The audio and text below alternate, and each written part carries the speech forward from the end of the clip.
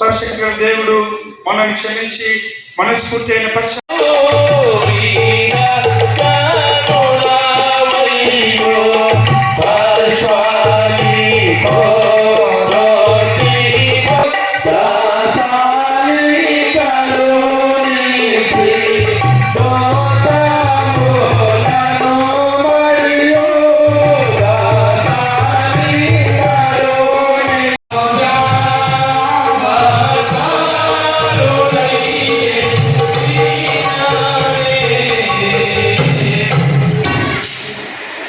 దేవుందరికీ ప్రభు నామములో స్వాగతం. సంఘమంతటికి, సంఘ సభ్యులందరికీ స్వాగతం. మన సంఘ స్నేహితులు, బంధువులు చేరవచ్చిన మీ అందరినీ, సంఘ పెద్దలు, సంఘ కాపరిగా మీ అందరినీ ప్రేమతో ఈ యొక్క పర్వదినపు ఆరాధనకు ఆహ్వానిస్తున్నాను. అందరూ లేచి నిలబడి ప్రారంభ ప్రార్థనతో ఆరాధన పెట్టుకుందాం. ప్రత్యేకమైన వందనాలు మరి జాకర్ గారికి.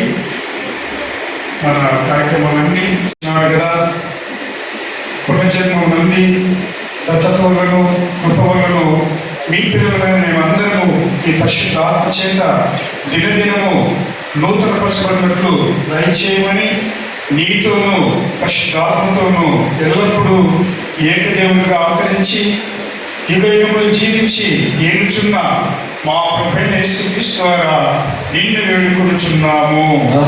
ఆమేన్. అందువల్ల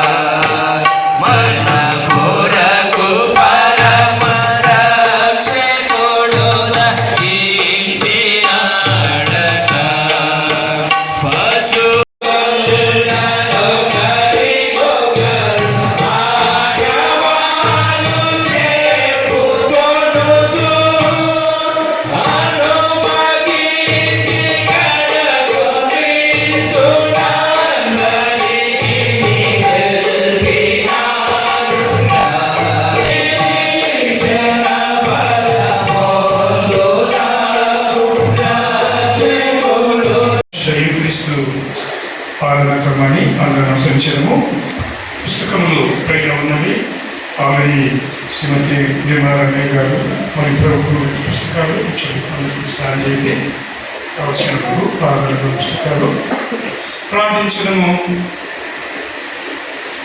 మీకు బట్టబయలై కోరికలన్నీ తెలిసి ఉన్నవి, ఏ రహస్యములు మీకు దాగి ఉండవు.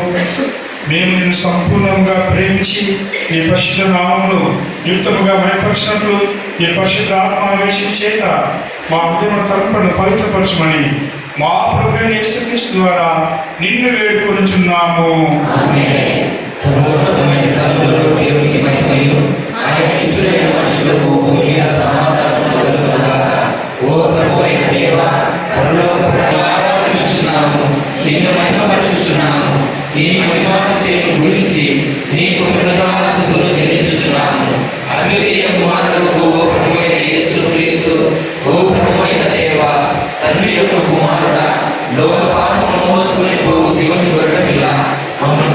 కనికరించుము. లోక పాపమును మోసుకుని పోవాడ మా ప్రార్థన అంగీకరించుము. తండ్రి అయిన దేవుని కుడి చేతి వైపున కూర్చుని వాడ మమ్మల్ని కనికరించుము. ఆమేన్. మన ప్రభువుల వారు ఎట్టి చెప్పిన ధర్మశాస్త్రము మరియు ప్రవక్తల సంగ్రహము. ఇశ్రాయేలు వినుము, మన దేవుడకు ప్రభువు, అద్వితీయుడకు ప్రభువు, నీవు నీ పూర్ణ హృదయంతోనూ, నీ పూర్ణ ఆత్మతోనూ, నీ పూర్ణ మనసుతోనూ, నీ పూర్ణ బలముతోనూ నీ దేవుడైన ప్రభువును ప్రేమించాలి. ఇది మొదటి ఆజ్ఞ. నిన్ను వలె నీ పొరుగువాడిని ప్రేమించాలి అన్న రెండవ ఆజ్ఞయు దాన్ని బట్టిదే. వీటికంటే ముఖ్యమైన ఆజ్ఞలు మరేమీ లేవు. ఈ రెండు ఆజ్ఞలను ధర్మశాస్త్రం అంతటికి ప్రవక్తలందరికీ ఆధారములై ఉన్నవి.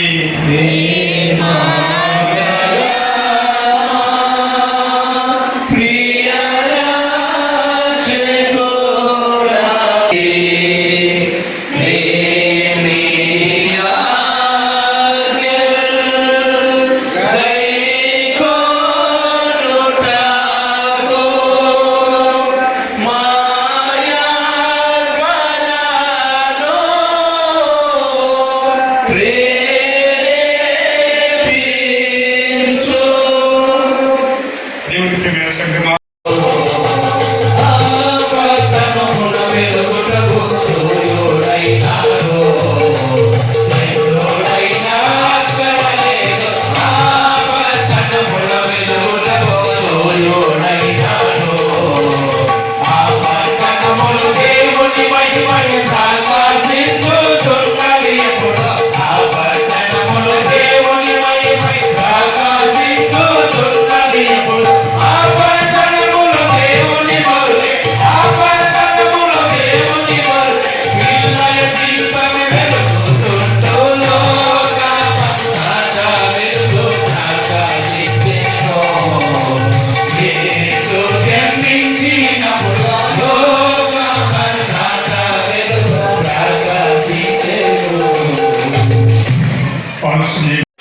Isaiah chapter 9 verses 1 to 7. Christmas time ఏర్పాటు చేయబడిన మొదటి భాగంగా యెషయా గ్రంథము 9వ అధ్యాయం 1 నుంచి 7 వచనాలు చదువుతున్నాము.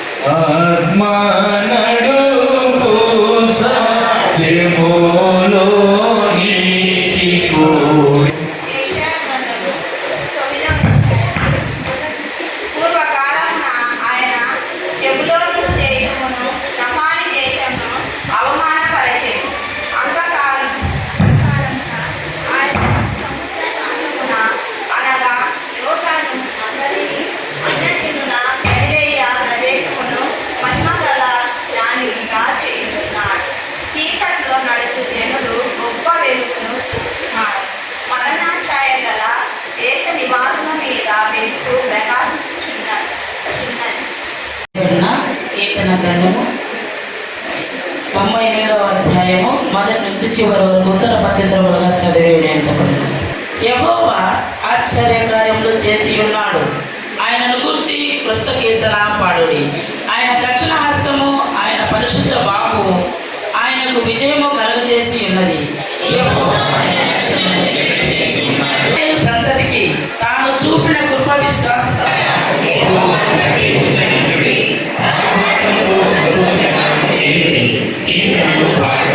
సితార స్వరముతో యెహోవా నివాసులను కేకలు వేయుదురుగాక.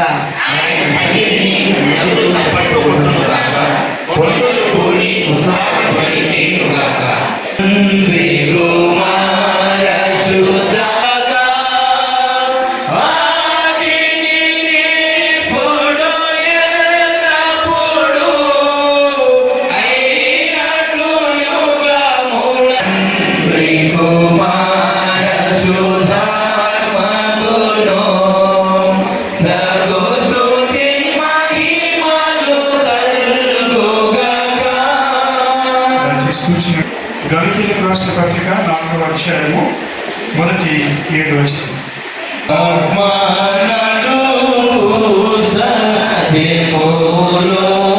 అపోస్తలుడైన పౌలు గలతీయులకు రాసిన పత్రిక 4వ అధ్యాయం 1 నుండి 7 వచనాల గల దేవుడి వాక్యం చదవగలుగుతాం.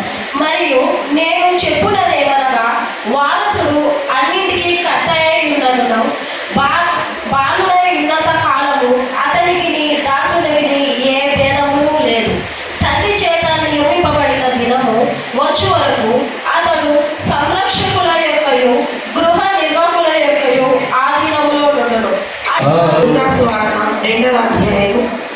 వచనం నుండి ప్రారంభం. ఆ దినములలో సర్వలోకమునకు ప్రజాసంఘ వ్రాయమనను కైసరు ఆగుస్తు వలన ఆజ్ఞ ఆయను. ఇది కురేనియు సిరియా దేశములకు అధిపతి అయి ఉన్నప్పుడు జరిగిన మొదటి ప్రజాసంఘం. అందరూ ఆ సంఖ్యలో వ్రాయబడుటకు తమ తమ పట్టణములకు వెళ్ళిరి. యోసేపు దావీదు వంశములోను గోత్రములోను పుట్టినవాడు కనుక తనకు భారీగా ప్రదానము చేయబడి గర్భవతి అయి ఉండిన మరియతో కూడా ఆ సంఖ్యలో వ్రాయబడుటకు గలిలయలోని నజరేతు నుండి యూదయలోని బెత్లెహేము అనబడిన దావీదు ఊరికి వెళ్ళెను.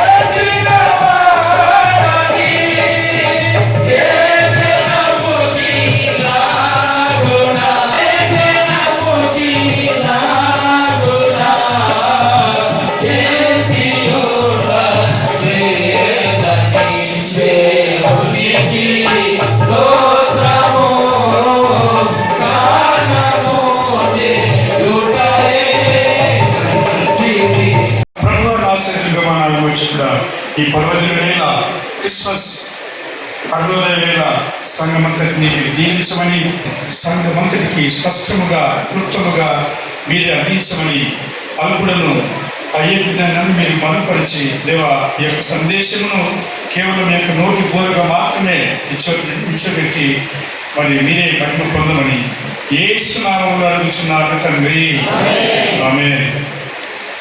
దేవుని ప్రియమైన రామకృష్ణ సంఘమా, క్రిస్మస్ అనేక సంవత్సరాలు మన పెద్దలైతే ఒక 40-50 ఏళ్ళుగా వింటూనే ఉంటారు.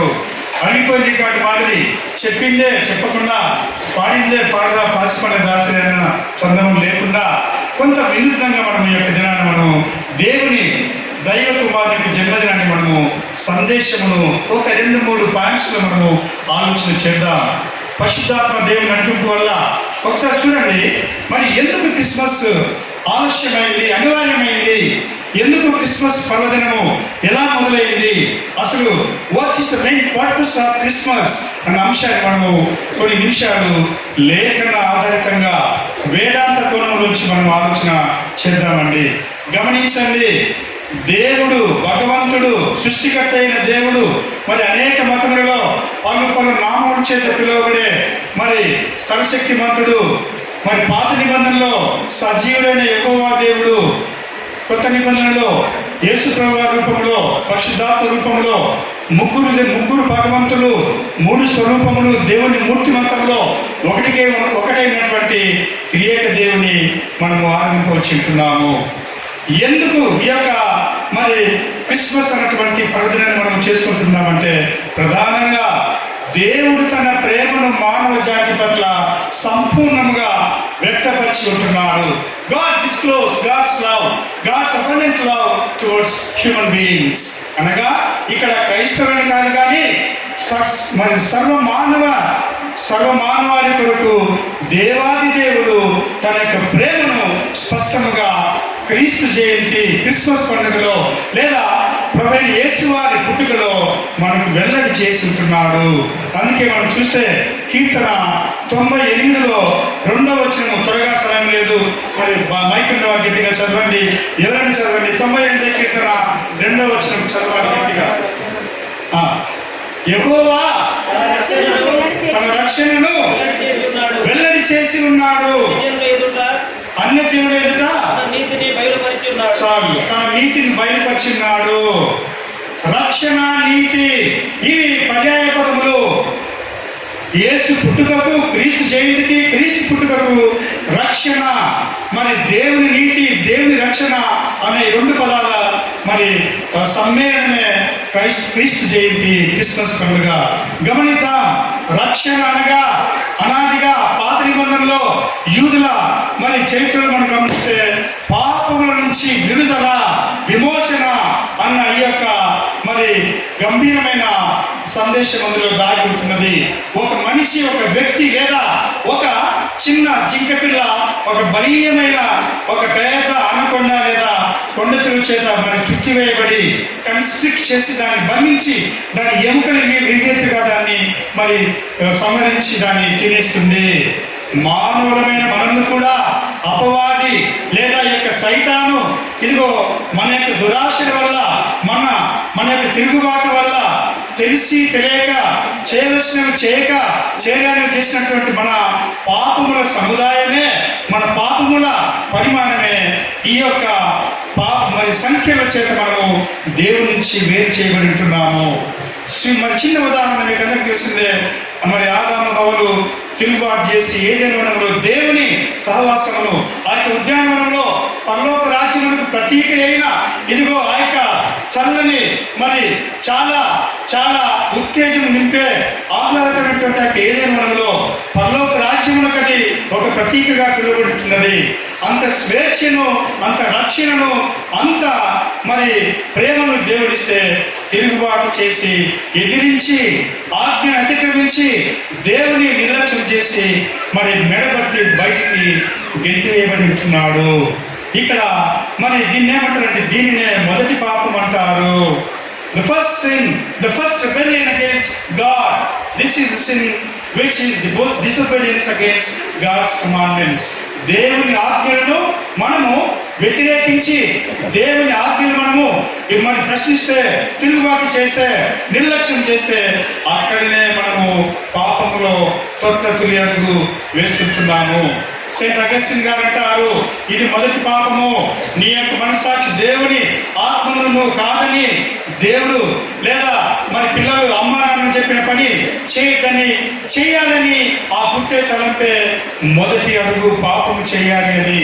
ఈ యొక్క పాప పరిమాణము మరి తరతరాలుగా యుగాలుగా కొన్ని వందల వేల కోట్ల సంవత్సరాలుగా భగవంతునికి మనకు మధ్య ఈ యొక్క అగాధాన్ని పెంచుతూనే పోయింది. ఇది ఎంత పెరిగింది అంటే పూడ్చలేనంత మహాకూపముగా పెరిగి పెరిగి పెరిగి పెద్దదైంది. దాన్ని పూర్తి చేయాలంటే దేవుడే మరి ఒక దేవుడితోనే అయ్యే పని అది. అది కూడా మరి ప్రభువైన యేసు వారి రూపంలో దేవుడు తన ప్రేమను, తన రక్షణను, తన యొక్క నీతిని వెల్లడిపరిచి ఉంటున్నాడు. గ్రీకు భాషలో డికైయోసుని అంటారు. నీతి అంటే నీతికి తెల్లని వస్త్రములు. మరి ఇదిగో ఒక ఉదాహరణ, తెల్లని వస్త్రములు మరి దేవతలు కానీ, కిరుబులు కానీ, శరీరులు కానీ ప్రభువైన యేసు వారిని లేఖనాల్లో బయట అనేక ఆధ్యాత్మిక వ్యాఖ్యాన గ్రంథాల్లో వర్ణించిన విధానం కానీ మనం చూస్తే తెల్లని మణిగల వస్త్రములు, అక్షయమైన ఇదిగో తెల్లగా మెరిసే వస్త్రములు అని చెప్పి అంటారు. నీతికి ఇది సాదృశ్యము. గమనించండి, క్రీస్తు పుట్టుకలో మరి క్రిస్మస్ దినాన దేవుని ప్రేమను సమృద్ధిగా సంపూర్ణంగా ప్రస్ఫుటపరిచి ఉంటున్నాడు. It's very clear, nothing is hidden. దేవుడు యేసువారి రూపంలో ఈ జగత్తుకు వచ్చాడు. దిగు నుంచి భూమికి దించిన దైవ స్వరూపమే, దైవ మానవ కుమారుడే యేసు ప్రభువు. ఈయన క్రైస్తవులకు మాత్రమే కాదు, చాలా మందికి అపోహ ఉంటుంది. యేసు ప్రభు అంటే మేమే ఒక కులానికో, ఒక మతానికో, ఒక సంస్కృతికో యేసు ప్రభువును ఆపాదిస్తూ ఉంటారు. నో, దట్ ఇస్ రాంగ్, తప్పు అది.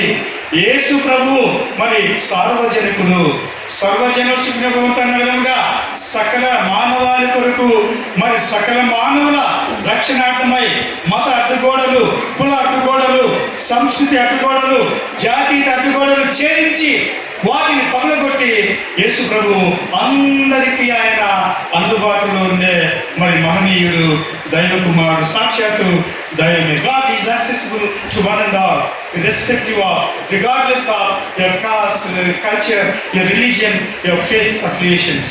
నువ్వు ఏ మతానికి చెందినా, ఈ దేశంలో మనం పిలుచుకునే ఈ కులము ఆ కులము ఇవన్నీ వ్యక్తిగతంగా నేను నమ్మను, చదువుకున్న వారు ఎవరు నమ్మకూడదు. ఇవన్నీ మానవులు తమ సౌలభ్యం కోసం పెట్టుకున్న అడ్డుగోడలు. వాటికి అతీతమైన దైవ ప్రేమ యేసు ప్రభు జన్మ విధానంలో మనకు వెల్లడవుతున్నది. దేవుని రక్షణ ప్రణాళిక విడిపించాలి.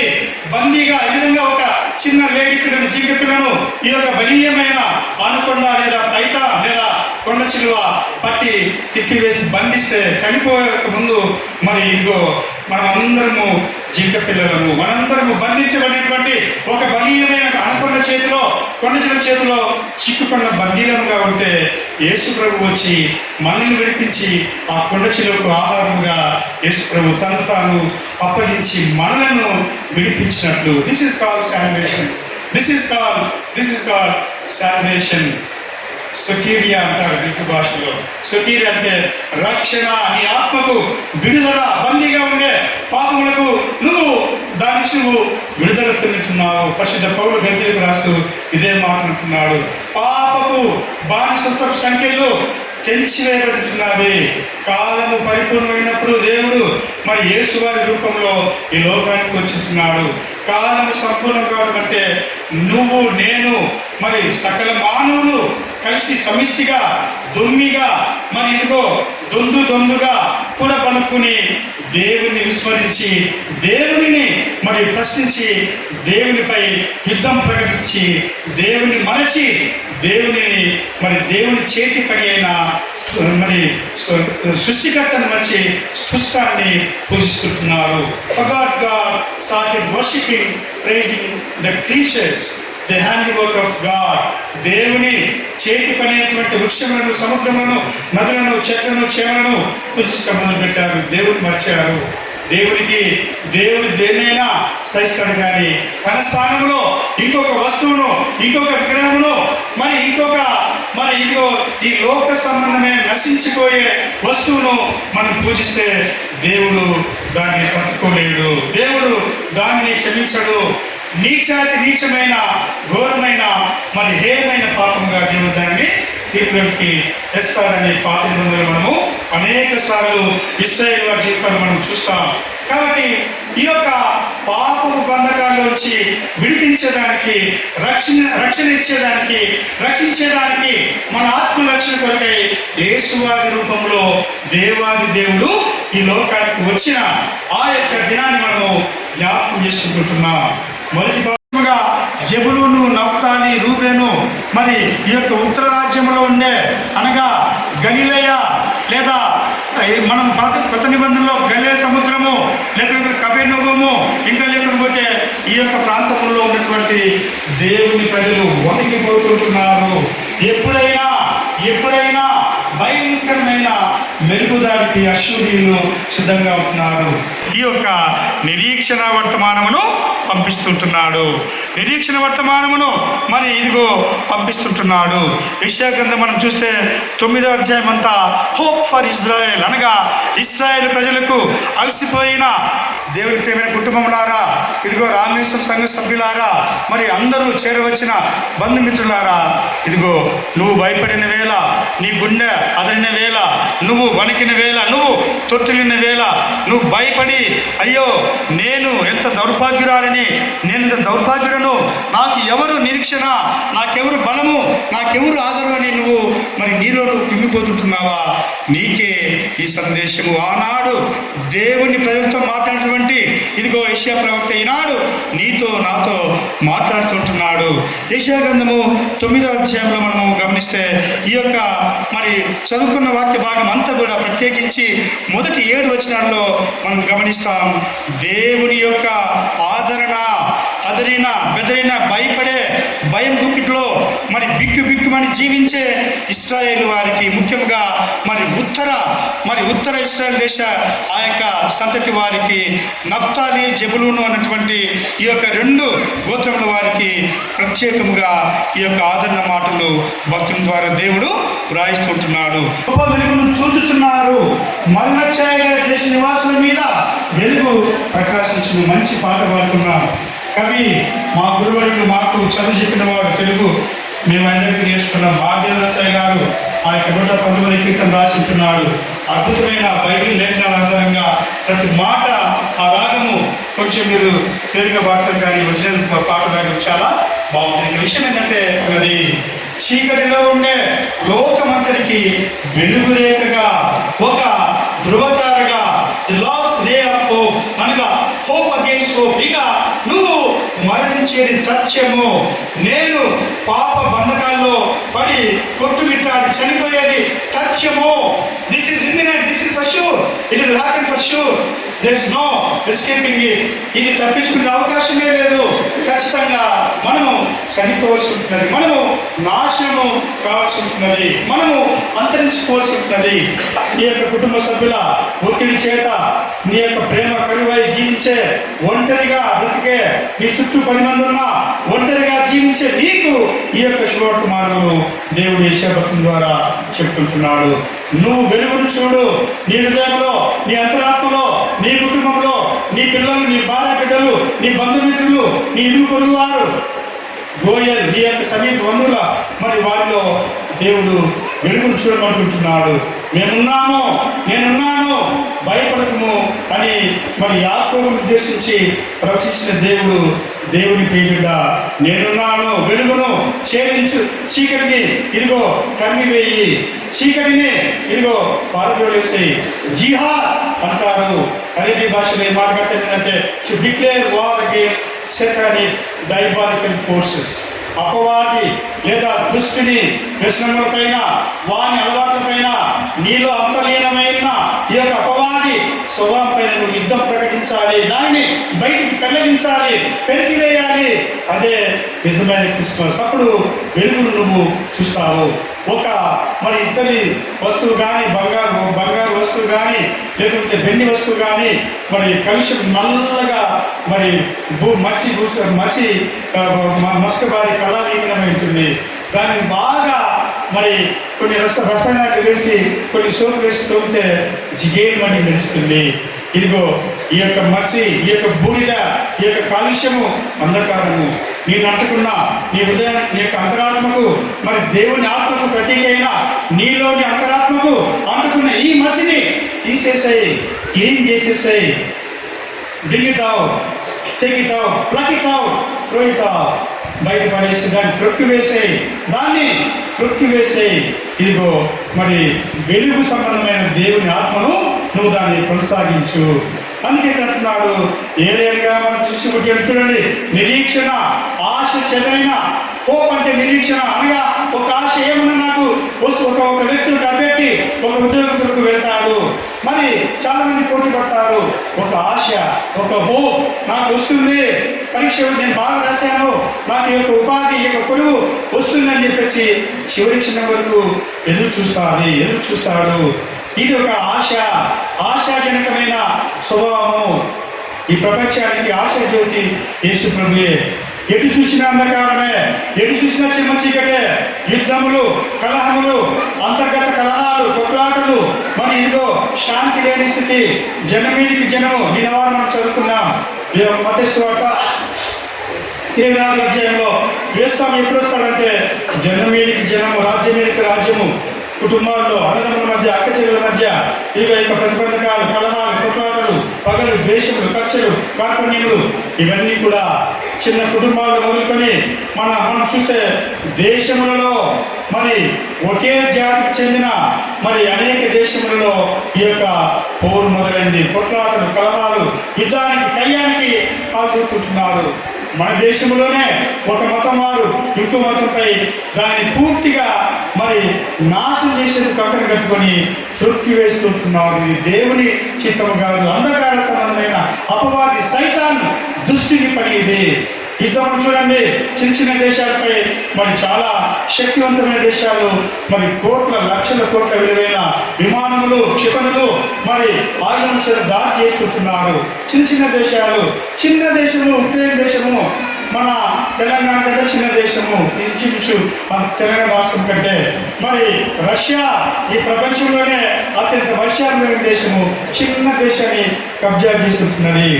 చూడండి, హమాస్ అనే సంస్థ ఊరు గాజా, చిన్న హామాస్ చదివే కానీ అందులో చాలా మంది క్రైస్తవులు ఉంటున్నారు. ఇక్కడ గాజా అనే ఆ యొక్క ప్రాంతంలో క్రైస్తవులు, అరేబిక్ క్రైస్తవులు ఉంటున్నారు. మరి అందరూ ఉంటున్నారు. ప్రతి మనిషిలో మనము దేవుని స్వరూపాన్ని చూడాల్సిందే. ఈ మతం ఆ కులం ఈ కులం అని చెప్పేసి మనం పెట్టుకున్నాం పేర్లు.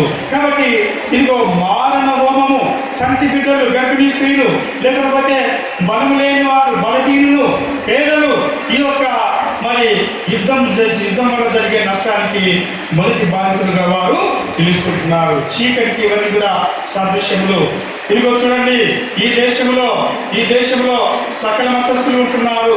అనేక సంస్కృతులు, వందల కొద్ది భాషలు మాట్లాడేవారు, వారి మత విశ్వాసాలు మరి ఇదిగో కొలిసేవారు ఉంటున్నారు. కానీ ఈ దేశము ఒకే జాతి అన్న దుర్మార్గమైన ఆలోచన చేత కొంతమంది మత ఛాందసవాదులు, మత తీవ్రవాదులు అల్లకల్లోలాన్ని సృష్టిస్తూ ఉంటున్నారు. అంధకారానికి ఇది కూడా ఒక చిహ్నము, ఒక సాదృశ్యము. గమనించండి, ప్రపంచంలో దేవుడు ప్రకృతిని మనకు వరప్రసాదం ఇస్తే మన స్వార్థానికి ఈ యొక్క నదులు, పర్వతాలు, చెట్లు, చేమలు, మరి ప్లాస్టిక్ వాడకం ఎక్కువ చేసి ఇంకా రకరకాలుగా దేవుని ప్రశస్తమైన, అమూల్యమైన, చాలా స్వచ్ఛమైన ప్రకృతిని మానవ జాతి మనుగడ కొరకు మరి 100 ఏళ్ళు ఆధీనంలో 100 ఏళ్ళు, 200 ఏళ్ళు, 300 ఏళ్ళు, 500 ఏళ్ళు మామూలుగా బ్రతికే వాళ్ళు 70 ఏళ్ళకి కుప్పకూలిపోతున్నారు. ఆహారంలో కాలుష్యము, మన అలవాట్లలో కాలుష్యము, ప్రకృతిని మనము బాధ్యతగా దీనిని సంరక్షించుకోవటమే. ఇది కూడా అంధకారమే. నీ ఇంట్లో అనవసరంగా మరి కరెంటు కాలుస్తున్నావు, దొంగ కరెంటు కాలుస్తున్నావు, లేకపోతే నీళ్ళు వృధా చేసుకుంటున్నావు, లేకపోతే మరి విచక్షణ రహితంగా ఈ యొక్క మరి జంతువులను, పక్షులను వధిస్తూ పోతుంటున్నావు, చెట్లు నరికివేస్తుంటున్నావు.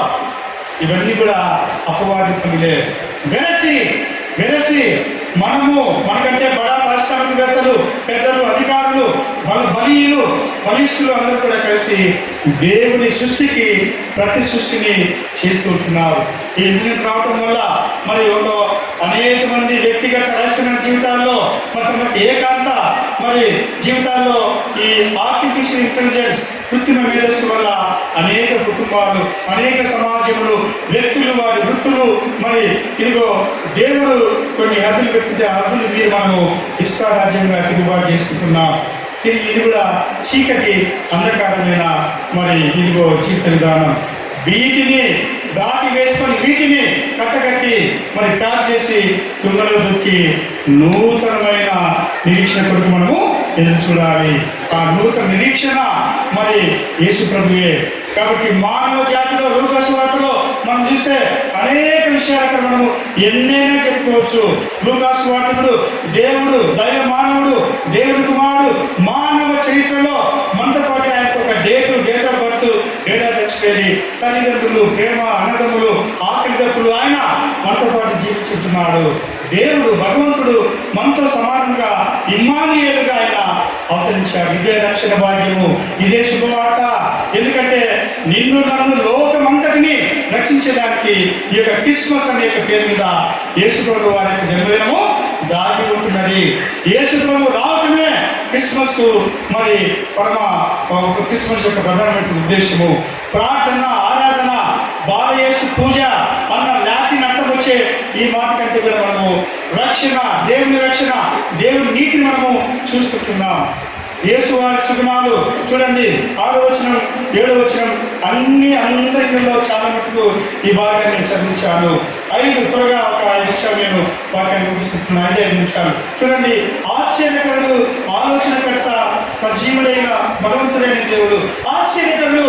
యేసు ప్రభువు నిజంగా ఆయన జన్మ విధానము ఆశ్చర్యమే.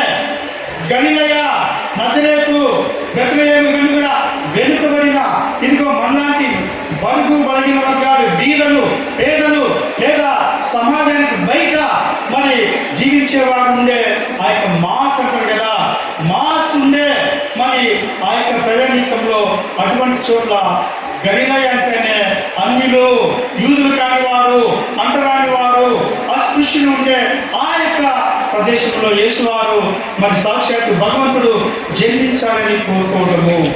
అంటే ఒక కుష్ఠరోగి కానీ క్షమించాలి, లేకపోతే ఒక యాచకుడు, ఒక యాచకుడు వారి కడుపున మరి ఒక కలెక్టర్ జన్మించినట్లు అర్థమేదని చెప్తున్నా. గలిలయ అంటే వెనకబడిన వారు, బీదలు, బలిగిన వర్గాల వారు. ఇప్పుడు గాజా నుంచి కొన్ని వేల మంది యూదుల ఇశ్రాయేలు వారి ఇళ్ళలో పనిచేసడానికి ఒక రోజుకు కొన్ని వేల మంది వెళ్ళి ఇళ్ళలో పనిచేసి వస్తుంటారు. అటువంటి మరి యేసు ప్రభు జీవించినప్పుడు గలిలయ అంటే వెనుకబడిన ప్రదేశము. మరి దళితులు, పీడితులు, మరి ఓబీసీలు, ఈబీసీలు చాలా సమాజంలో, సంఘంలో గుర్తింపు లేని, అణచివేయబడ్డ, దగాపడ్డ సమాజము మనుషులు జీవించే ప్రదేశంలోవి. అటువంటి ప్రదేశంలో వచ్చే శ్రేష్టమైన లోకరక్షకుడు, లోకమంతటికి మరి ఇదిగో రక్షించే మహానుభావుడు, కారణ జన్ముడు, ఆశ్చర్యకరమైనటువంటి యేసు ప్రభు జన్మిస్తుంటున్నాడు. ఇదే సువర్తమానం, ఇదే సునాద మరి సువర్తమానము. This is the good news, this is the powerful, this is the auspicious good news. విమోచించే, విడిపించే ఇదిగో పేదలు ఎవరిని మనం బయటకు తోసేసామో, నేను మన పిల్లలు మంచి స్కిట్ చేస్తారు, ఆడపిల్లలు యూత్ క్యారియర్స్లో ఏసారి వస్తాడని ఎదురు చూస్తుంటే మరి చాలా మంది దౌర్భాగ్య రూపంలో అమ్మా అన్నం పెట్టు మరి గుడ్డివారు మరి వచ్చి అనుకుంటే మరి ఆ సహోదరికి అర్థం కాదు. యేసుప్రభు వస్తుందని చెప్పేసి ఇల్లంతా అలంకరించి డిన్నర్ చేసి మటను, చికెను, చేపలు అన్నీ చేసి ఎదురు చూస్తుంటే ఏసారి రాగా అందరూ వస్తే మీరెవరో ఎప్పుడే అని కనిపిస్తుంది. అయితే యేసుదేవుడు అటువంటి వారు నివసించే నిజమే గలిలయ, నజరేతు ఈ ప్రాంతంలో ముఖ్యంగా పశువుల పాక అంటే అందరికీ అసహ్యం చేస్తుంది. ఇప్పుడుండే మోడర్న్ యూత్కు పశువుల పాక అంటే మీకు తెలియదు, ఆ టేస్ట్ మీరు పల్లెలు పోయి ఉద్యోగం అర్థమవుతుంది. కాబట్టి పశువుల పాకలో అందరూ ఎవరు కూడా నివసించలేని ఒక నిమిషం కూడా ఉండలేని దుర్గంధభూయిష్టమైన కంపు కొట్టే ఆ ప్రదేశంలో సాక్షాత్తు ఈ లోకరక్షకుడు జన్మిస్తుంటున్నాడు. చూడండి, లూకాసు వార్తలో ఎన్ని కొన్నాళ్ళ నుంచైనా ఎంతసేపైనా ఈ యొక్క మనము ఈ యొక్క సందేశాన్ని చెప్పుకుంటూనే పోవచ్చు. సమయం లేదు కాబట్టి మానవ చరిత్రలో ఏ దేవుడు ప్రవేశించాడు? ఇదిగో వేదాంతులకు, గ్రీకు భాష మాట్లాడే వారికి, రోమీయులకు, యూదా మత పెద్దలకు ఇది నమ్మలేని నిజము. వారికి చిచి మానవుడైంది దేవుడైంది మానవుడు కావటం ఏంటి? ఇది అసాధ్యము, దుస్సాధ్యము, చిచి ఇది సాధ్యమవుతుందా? How can God become human being?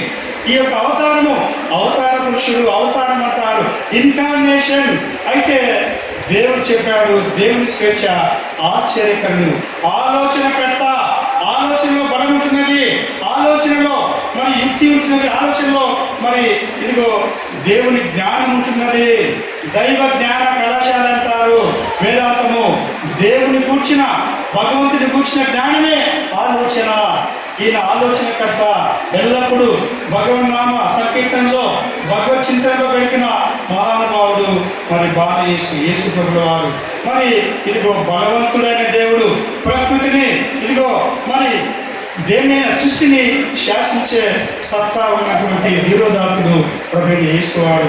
ఆశ్చర్యకరుడు, ఆలోచనకర్త, బలవంతుడైన దేవుడు, నిత్యులకు తండ్రి, ఆది అంతము లేని దేవుడు యేసు ప్రభుకు ఈ యొక్క ఒక అవతారమే అది. చూడండి, మనము ఆది అంతము లేనివాడు, అల్ఫా ఒమేగా, మొదటివాడు కడపటివాడు ఆయనే, మధ్యలో అంతా మిథ్యా ప్రపంచం. గమనించండి, అటువంటి దేవుడు నిత్యులకు తండ్రి. కాబట్టి ఈ యొక్క దేవుని విలక్షణాలు మనం కూడా కలిగి ఉండాలని దేవుడు కోరుకుంటుంటున్నాడు. ఈ వాక్యాన్ని ముగిస్తుంటున్నాను. గమనించండి, క్రిస్మస్ అంటే సంబరాల పండుగ. క్రిస్మస్ అంటే దేవుడు బహుమానంగా యేసయ్యను సమాధాన అధిపతిగా తనతో సంధి చేసుకోవడానికి, తెగిపోయిన మానవ సంబంధాలను తిరిగి ఆయన పునఃప్రారంభించడానికి యేసువారి రూపంలో చూస్తున్నాడు. తిరిగి సమాధాన పడదాం. మనము కూడా మానవ చరిత్రలో భగవంతుడు అనుకుగా తగ్గించుకొని వచ్చి ఉంటున్నాడు. తగ్గింపులో మనం జీవిద్దాం. క్రిస్మస్లో తగ్గింపు ఉన్నది. మూడవదిగా పశువుల పాటలో ఇదిగో abandon, left out, ghost towns అంటారు. యుద్ధం జరిగితే ఒక బాంబు వేస్తే ఆ ఊరంతా ఖాళీ అవుతుంది. అక్కడ పేతాత్మలు, చెట్లు, చేపలు తప్ప ఇది దూసులోని ఎవరు కూడా అక్కడ నరమానవులు ఉండరు.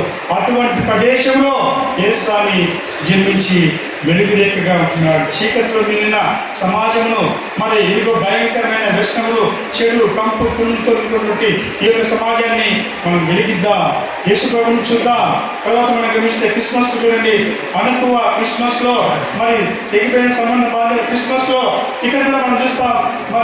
ఇదిగో ఆ యొక్క భార్యాభర్తల మధ్య ప్రేమ.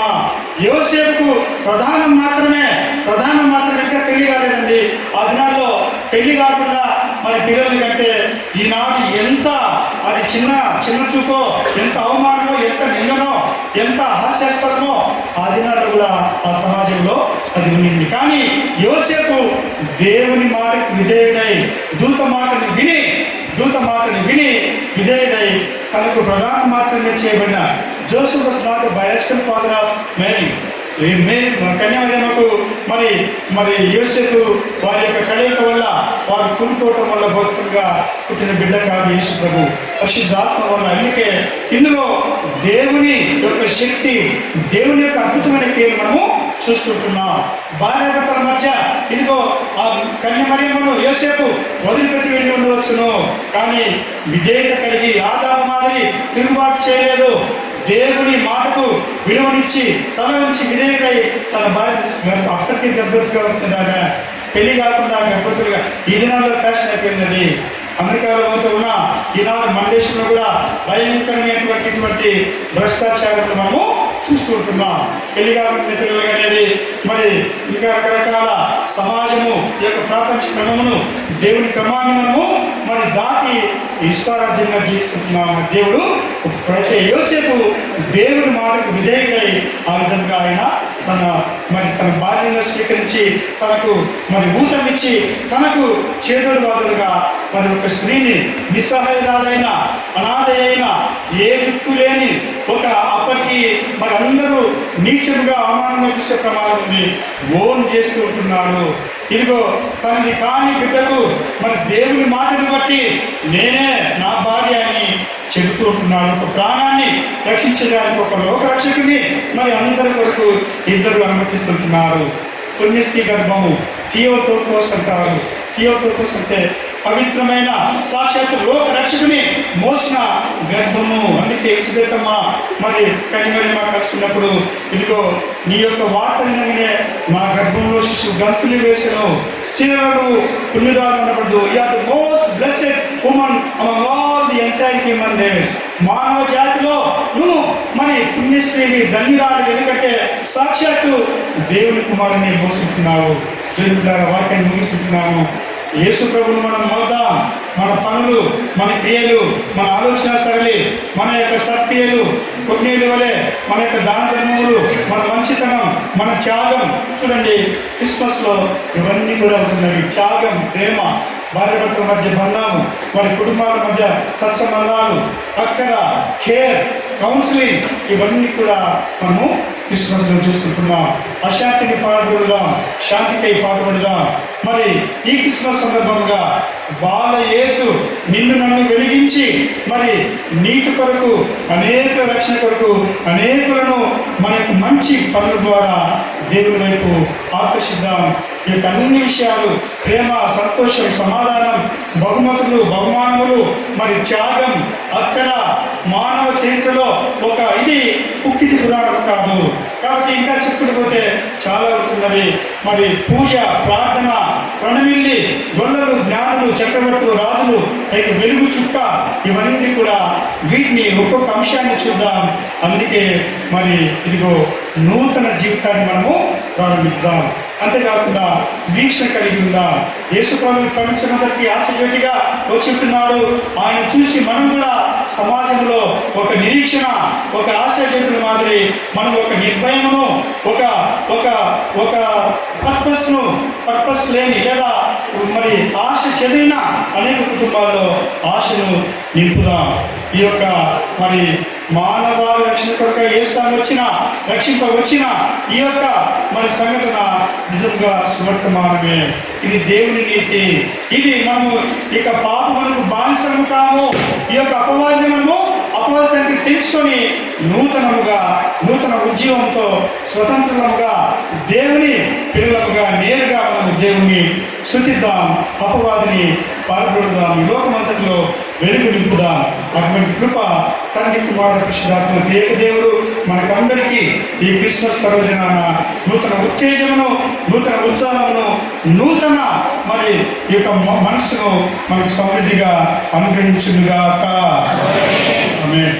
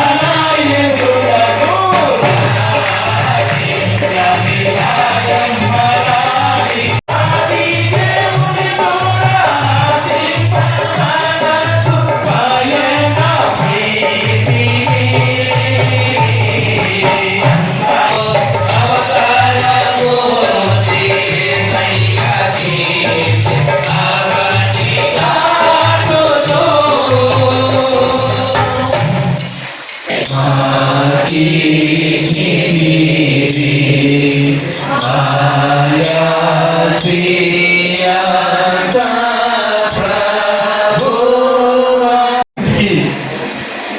లోపల వెలుపల చర్చి ప్రాంతంలో ఉన్నటువంటి మన సంఘ సభ్యులందరికీ మన కుటుంబాలన్నింటికి క్రిస్మస్ శుభాకాంక్షలు. I wish you all a merry Christmas and happy coming new year. Thank you. మరి ఆలయాన్ని శుభ్రపరిచిన కుటుంబాలు పండితి మేరీ బాలు, బొరుగుల శోభ సమన్న, ఎద్దుల సాగరిక గారి కుటుంబము, ఈ యొక్క 3 కుటుంబాలకు సంఘం తరపున వందనాలు, కృతజ్ఞతలు తెలియజేస్తున్నాను. Thank you very much.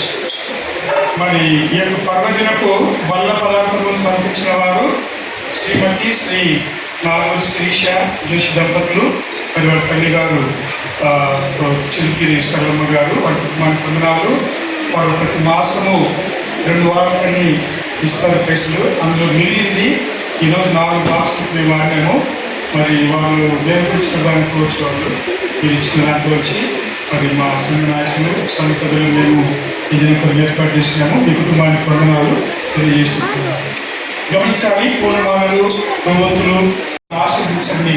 మా సంఘ ప్రతి కుటుంబంలో యేసయ్యను జన్మించండి. ప్రతి బిడ్డను బలపరచండి. నిజమైన క్రిస్మస్ వెలుగులు, సంతోష సమాధానములు, పర్వదినపు శుభములు మా సంఘం అందరికీ నిండుగా మందిగా అనుగ్రహించండి నాయన. మరి సంవత్సరాంతంలో మేము ఉంటున్నాము. మీ కృపలు, మీ యొక్క మేలు, మీ యొక్క ఉపకారములు, మీ యొక్క ఆశీర్వాదములు సంఘం అంతటికి మీరు అనుగ్రహించమని మేము అడుగుతున్నాం. మా తండ్రి సంఘంలో మరి నేటి వరకు అనేక కార్యక్రమాలు మరి తండ్రి చేసినటువంటి యువత, మరి దేవాశ్రీ సమాజం వారు, సదస్సులు వారు, ప్రత్యేకంగా సంఘ పెద్దలు తాము ముందు మీరు చేసిన ప్రతి కార్యక్రమాన్ని మీరు దీవించి సంఘం అంతటి మేలు కొరకు తండ్రి సంఘ పెద్దలు వాడుతున్నారు. మీ వందనాలు. ఇక్కడ తండ్రి ఇదిగో వారు చేసే ప్రతి పనిని సంఘం అంతటికి దీవెనకరంగా మార్చమని మేము అనుకుంటున్నాం. సహాయం చేసిన, సహకరించిన మందిర అలంకరణ విషయంలో మందిరములకు మరి పలు విధములుగా కానుకలు, అర్పణలు, వస్తువులపైన తనని మరి ధనరూపేణ ఇచ్చిన ప్రతి కుటుంబాన్ని దీవించమని, ఈ కానుకలు ఆశీర్వదించి ఇచ్చిన ప్రతి హస్తమును రెట్టింపు మేలుతో మీరు ముంచెత్తి ఏ లోటు లేకుండా సంఘం అంతటిని దీవించమని, క్రైస్తవులకే కాకుండా ఈ పట్టణం అందరికీ దీవించి మతములకు అతీతంగా యేసయ్య క్రిస్మస్ శాంతి సమాధానములను, మీ యొక్క కృపలను ఈ పట్టణం అంతటిపైన మీరు కృపణించమని మరొకసారి సంఘం అంతటిని దీవించి మేము ఆదివారము సంఘంలో చోటు కూడుకొని ప్రార్థించే వరకు మా కుటుంబములను, మా బిడ్డలను, మా సంఘం అంతటిని మీరు పేరు పేరున దీవించమని ప్రభు యేసు నామములో ఈ మనవులు అడుగుచున్నాడు తండ్రి. పరలోక మందున తండ్రి,